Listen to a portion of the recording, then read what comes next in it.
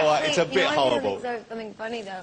On the Monster Ball tour, we make these for the guys that rig my show because they get cold sometimes in the arena. So we have little we call them snuggies. Snuggies. So they're walking around like all in one blanket suits. It says Monster Ball on the front. Wow. Well, like you have to send me one of those. But I don't wear. It's fine that I don't. Do I have to dress that way? No. No. But I'm saying it's all right to be different. It's fabulous to be different. Everyone who's watching. You know I'm not saying, but I'm thinking I would like to see, could you conceive of coming on here one time and just show us, maybe sneak out for a second at the end and wave, just wearing whatever you normally wear when you've fallen out of bed? I look impossibly fresh when I fall out of bed. But I would say this, that I would rather die than have my fans not see me in a pair of high heels. well... And that's showbiz. That's a mission statement. Let me ask you about, can I ask you about your personal life? Hello? Well, okay, I won't push it, but I was just curious as to whether or not there is, at the moment, a Lord Gaga.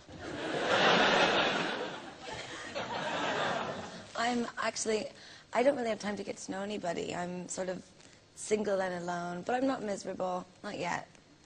I'm sure it's coming. It's looming. No, but I don't have time to get to know anybody on the road, and I am so busy, and nobody will put up with my craziness. I'm sure. Come on, I'm sure there will be someone out. Jonathan, I just threw my last tour out the window and put a new show together in 2 weeks. But if you are over here, whatever you do, don't marry a footballer, okay? Why would I marry a footballer? Exactly.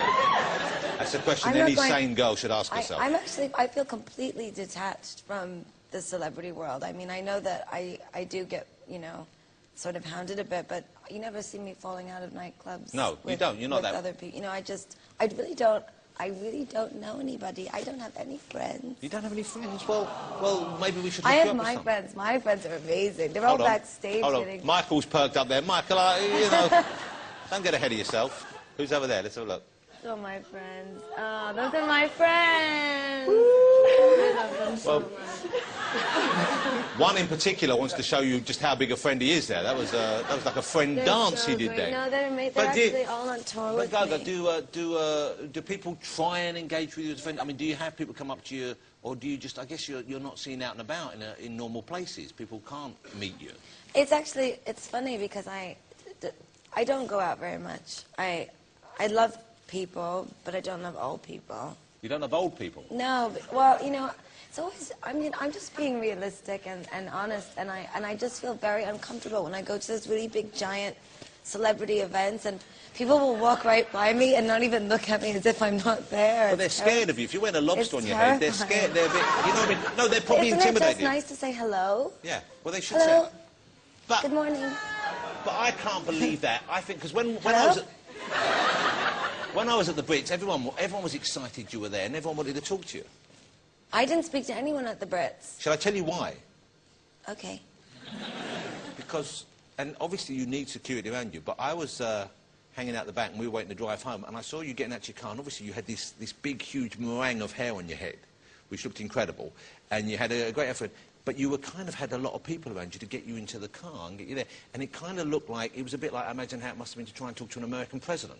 You know what I mean? There was a lot of hustle and bustle and security around you. And I guess you have to have that because you're a very big character. Actually, it was probably just because my hat was very big and I couldn't get into the car alone. One thing before you go to perform, because are you going to get changed again to perform, or are you going to do it in this? Yes, I'm going to I thought you probably would get changed again, yeah. One fun thing, though, I've seen you've duetted with so many people recently. You've so many big talents. Anyone particularly you've got your eye on that you'd love to work with? Actually, right now, I just did a telephone video with Beyoncé, which is coming out this week. Wow. And, I don't really want to do a duet with anyone right now. No, I'm happy with what... I think it's important for, especially in the pop world, when there's so many duets and features all the time, I think it's important for the sort of legacy of your music to stand on your own 2 feet as much as possible. So I probably won't do anything for a while, actually. Well, you don't need... I just wonder whether... I mean, David Bowie, would you like to work with him? Yeah. That was the one I wasn't going to say, but there you go. Why were you not going to say that? Because it's very private, and it's for it's private. He's, for me, it's like. Have you spoken to him? Have you met him? No. I don't want to talk about it. Okay. It's very sacred to me. I don't like to talk about artists that I've met. I do have a few very lovely relationships with artists that are much older than I am that I don't talk about, and I don't talk about it because it's meaningful to me, and I think that to talk about it is to exploit it, and it's meaningful to me to speak to people that you've admired your entire life, and for them to guide you and give you advice. That's sacred to me. I just couldn't. Hanging up on you again. You took a long time to do it, though. Actually, that was a long. Now, before you go to perform, one final thing I want to ask: when you did the Royal Variety performance here, which was a great performance, and it seemed to me that the Queen genuinely enjoyed what you did. What did she say to you afterwards? Because there's a picture of you two together, and you can see she's loving the look, she's loving the whole thing, and that is a fantastic, once again, a great outfit for you.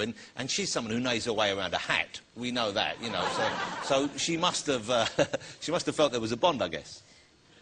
She was very nice. She said to me, I haven't told anyone yet. I didn't even tell my dad, so he's going to be mad. But he, so I leaned down, I bowed to her, and then she said, "That is a very big piano that you have." So I started laughing, and I said, "Yes, it was." I was so nervous. It's the Queen. It's the Queen. I mean, there is no greater lady than the Queen. There is no great lady than the Queen. And let's face it, if she wanted a big piano as yours, she could have had one. So she could have just taken it. I'll take it. She could have taken it with her. I want your piano, Gaga. Yes.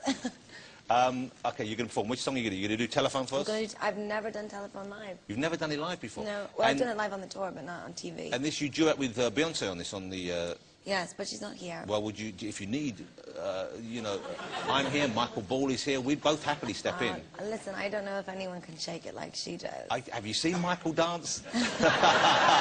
If anyone can shake it like Beyoncé, it's Ball. Play your cards there. No, we're not going to inflict that on you or indeed us. Lady Gaga is going to perform Telephone first, but will you join me in saying thank you to her for coming back on the show and for being not just a brilliant tenor, but also for talking to us in a way which I think was very open, and it was lovely to see you a bit more relaxed than last time. I'm relaxed, thank you.